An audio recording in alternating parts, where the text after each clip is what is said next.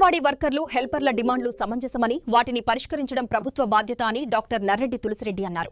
వేంపల్లిలో జరిగిన మీడియా సమావేశంలో ఆయన మాట్లాడారు. అంగన్వాడీ వ్యవస్థ ఇండియన్ నేషనల్ కాంగ్రెస్ మానసపుత్రిక అని 1975 అక్టోబర్ 2న గాంధీ జయంతి సందర్భంగా ఆనాటి ప్రధాని ఇందిరాగాంధీ ఈ పథకాన్ని ప్రారంభించారని తెలిపారు.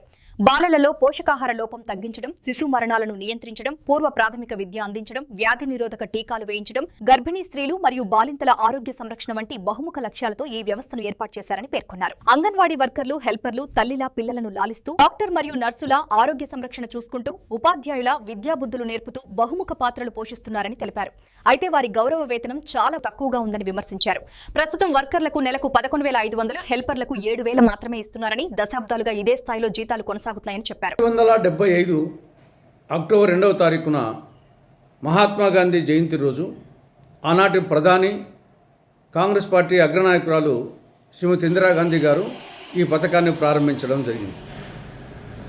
పిల్లల్లో పోషకాహార లోపం తగ్గించడం, శిశు మరణాలు తగ్గించడం, పిల్లలకు పాఠశాల పూర్వ విద్య నేర్పించడం, వారికి టీకాలు వేయించడం, వారితో పాటు గర్భిణీ స్త్రీలకు బాలింతలకు ఆరోగ్య సంరక్షణ చూడడం, ఇటువంటి బహుముఖ కార్యక్రమాల కోసం ఈ వ్యవస్థను ఏర్పాటు చేయడం జరిగింది. అంగన్వాడీ వర్కర్సు హెల్పర్సు బహుముఖ పాత్రలు పోషిస్తారు. ఒక తల్లిగా బిడ్డలను లాలిస్తారు, ఒక డాక్టర్గా నర్సుగా వాళ్ళ ఆరోగ్య సంరక్షణ చూస్తారు, ఒక ఉపాధ్యాయురాలుగా వాళ్ళకు విద్యాబుద్ధులు నేర్పుతారు. కానీ దురదృష్టవశాత్తు వాళ్ళ గౌరవ వేతనం చాలా చాలా తక్కువ. వర్కర్స్కేమో నెలకు 11,500 రూపాయలు, హెల్పర్స్కేమో 7,000 రూపాయలు. ఇది చాలా చాలా తక్కువ ఇప్పుడున్న పరిస్థితుల్లో.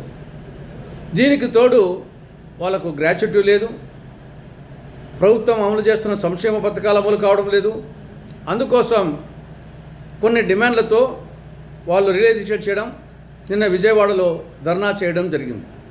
వారి డిమాండ్లు ఏమి?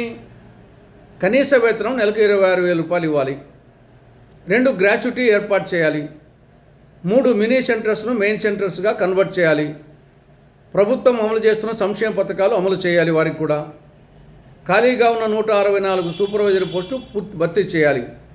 ఇవి వాళ్ళ డిమాండ్.